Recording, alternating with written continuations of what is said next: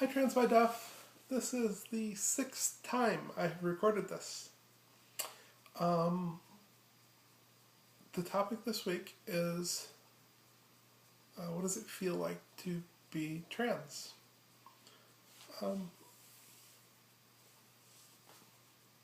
does it feel like to breathe air? What does it feel like to put a shirt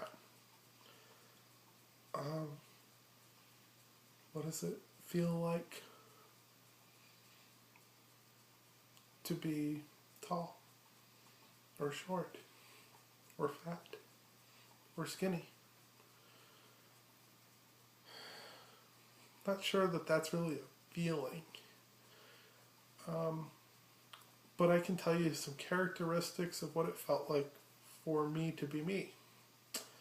For me to be me, it was looking at boys that played together and feeling on the outside and not necessarily identifying with them, except when it came to computer games. Loved computer games. And I also liked role-playing games.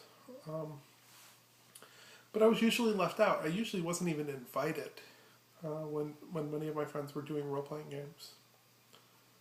I'm not sure why.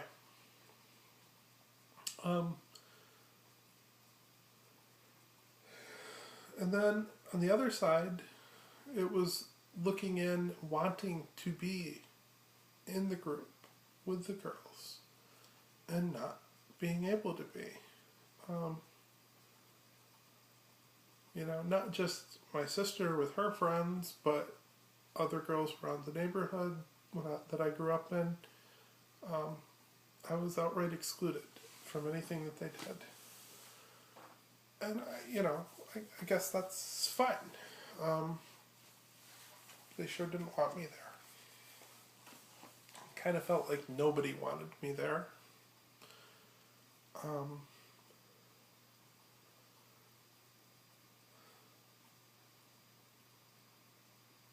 then there was the things that I was hiding. That I liked wearing my mom's clip-on earrings. That I really enjoyed sewing. And I did. My grandmother sewed with me. She actually was sewing with my sister to show her how to sew. But I got a pattern and I got to sew it together, and it was a little dinosaur that I made for myself, which I kept for a long time, but I don't have anymore. I think it actually got wet in a flood at my parents' house. And then it was gone, along with a lot of my other stuffed animals. Yeah. Anyway, so I felt left out on the outside looking in. Not always. I mean, I did have a lot of friends. Or maybe not a lot of friends, but I had a few friends. Like I said, I played video games with a lot of them pretty regularly. I did some sports, just tennis really. Did summer programs and stuff at school. I met people, but I always felt like I wasn't fully connected. And I don't think it's just a matter of, that would fix me if I just connected. I think it was more like I didn't mesh up to how I was supposed to be. Not I didn't want to be friends, because I did want to be friends.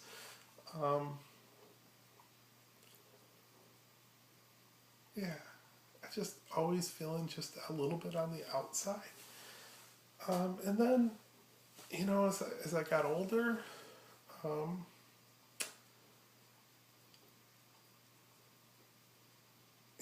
there were things that I wanted to do that I couldn't do. I wanted to grow my hair long. Really wanted to grow my hair long, and I couldn't grow my hair long because I was afraid of how that would make me look. I don't know if it's that I wanted to not look like I was a girl, or if it's that I didn't want to look like I was one of the stoners. I really don't know. I ended up sort of compromising with myself and saying it would be okay for me to have just a little tiny strand of hair that was long. And so that's what I did.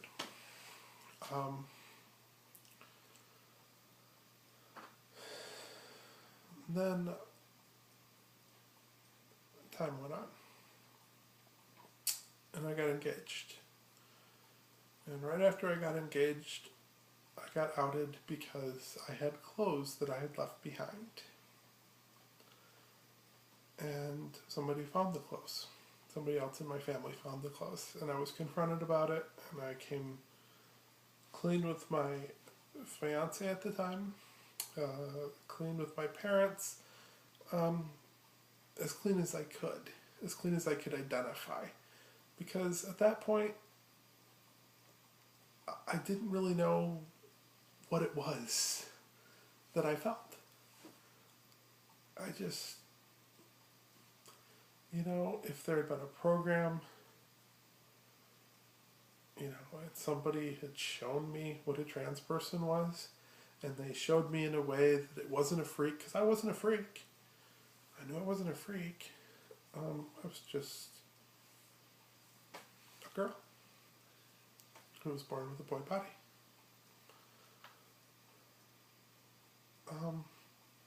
Maybe I would have figured it out, but I didn't figure it out. And I knew I didn't want to be a freak. And so my marriage was supposed to fix that.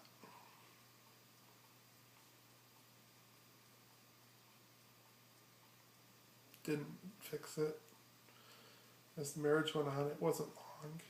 I mean, I've been married now for 18 years, and it wasn't long before, it was really clear that I didn't feel like a man. Not that my ex ever told me I wasn't a man. She didn't. But I didn't feel like I was.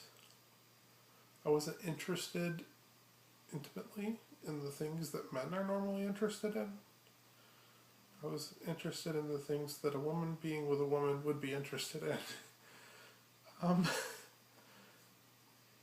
If I could say that any other way, I would gladly say it some other way. So I told her. I was honest with her throughout our marriage of how I felt. There's email evidence and proof that I was trying to tell the truth as best I could figure the truth out, but I didn't quite make all the connections. I would have said, you can't transition and be a woman at that time. I would have definitely said that. I'm sure I did say that, actually. But I told her that I thought I was, and that wasn't likely to go away because it hadn't gone away yet. And that was 10 years ago. I mean, more than 10 years ago, I was already telling her. And time marches on. Went into counseling and therapy trying to repress being trans because people were telling me I could. I had the expectation, and my spouse had the expectation that you can do that. But of course you can't. And time marches on. It led into feelings of shame and guilt.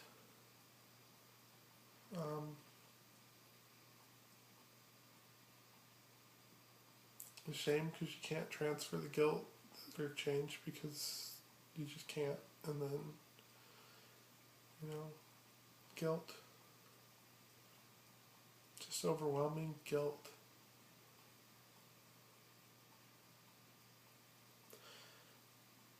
And you get to a point where it's just another day. It's really hard to continue going on. It's really tiring. And you feel guilty and ashamed and scared that you're never going to be able to change. And you can't. You've tried and tried and tried. And you can't. Now I hope that most of you are younger than me and haven't taken this path.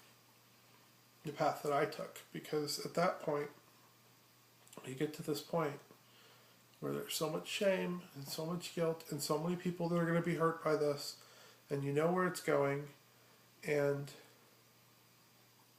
you don't want to do it. You just don't want to do it. Everybody's going to hate you. That's what you think. And in reality, that's not true. Not everybody's going to hate you. A few will. Not everybody. Not even close. And you give up. At that point, for me, it meant I said goodbye. And I didn't want to live. And it meant I got surrounded by police officers because I didn't act fast enough. And it meant going to a mental hospital. It's not fun to be trans. This is not a game. It sure as hell isn't something I wanted. People have a lot of theories about what it is, what it means. They think that we're playing games. They think that we just want to confuse people and we're just super uber gay people. But that's not true. You may like guys, which is great. Or you may like girls, which is great. But you're not super uber gay if you're trans. There's no, I mean, you could be trans and super uber gay, but that, you know, if you're a trans woman, it means you're a lesbian. If you're a trans man, it means you're gay. So, you know, otherwise you end up being straight. The super uber gays are straight. And they're not even super uber gay. They never were. They're just heterosexual. So, you get to that point, and, you know, for a good number of you, it means you've tried to kill yourself. Or you're thinking about killing yourself. And if you're at that point and you're thinking about it, don't. Just don't. You're an idiot. And I know, because I was an idiot. I attempted to kill myself to try to protect everybody else around me, and to try not to have to go through what I knew I had to go through. But for me, the best thing that happened is not going through it, because at that point I was actually woken up enough to figure out what was going on with me. And that still took a year, well, some time. Maybe 6 months. And during that time I was looking to figure out why I did these things. You know, why did I cross-dress? Why? And I didn't cross-dress in public. I never once cross-dressed in public. It was never about anybody but me. You know, I had no problem. I cross-dressed in public, but I didn't tell people I was cross-dressing.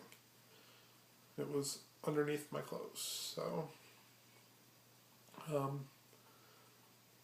just wearing an item or two of female clothing helped me.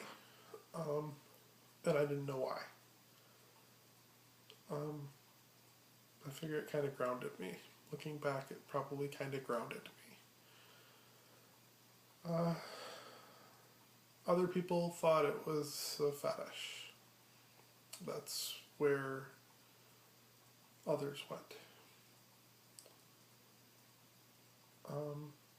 And even when it's blatantly obvious now, looking back, that it wasn't a fetish at all, that it's just that I'm trans, I still had somebody get involved in our court case that was a former counselor of mine to try to push it so that I didn't have access to one of my children, because it would be better for them.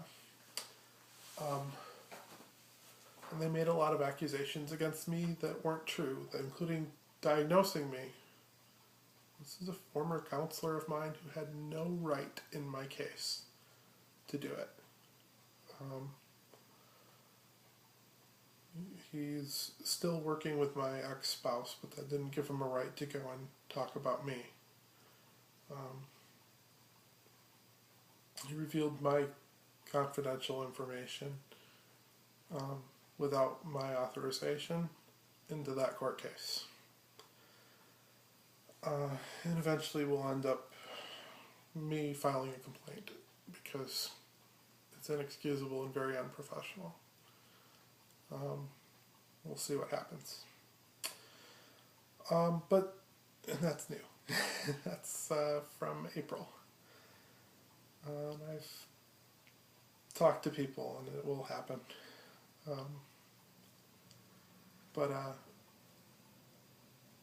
Yeah,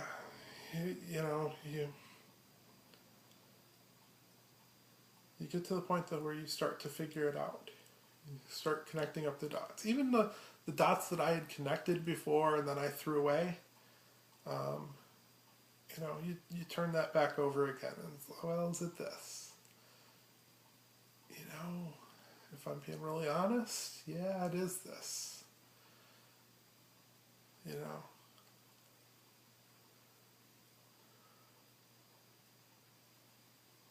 But I don't want it to be this, but it is this.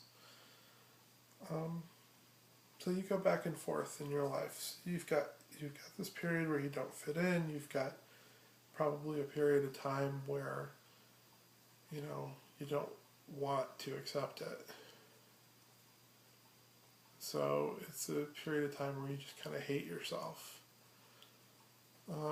Sometimes that intense hatred grows into suicidal thoughts, so you might have a period of time where you're suicidal.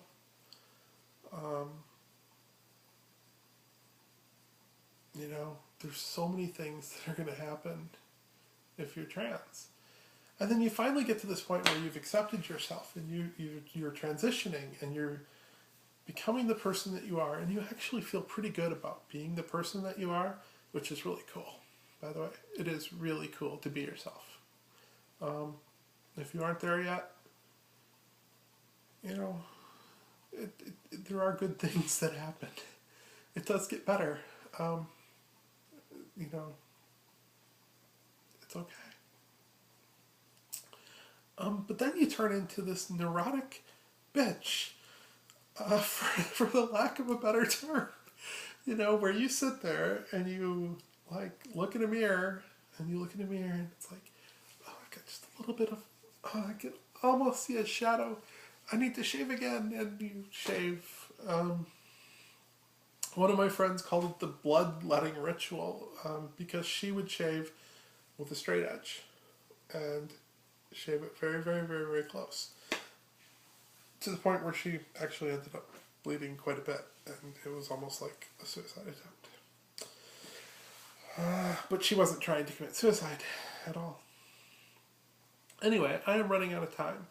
So there's all these things that it feels like to be trans, and yet none of those really define who you are as a trans person. You just have to find yourself. That's all that it's really about, is just finding where that place is that you're at peace with yourself. And if you can get there, life's good. I'm definitely a lot closer than I used to be, but not necessarily perfect. But I feel good. I'll talk to you next week.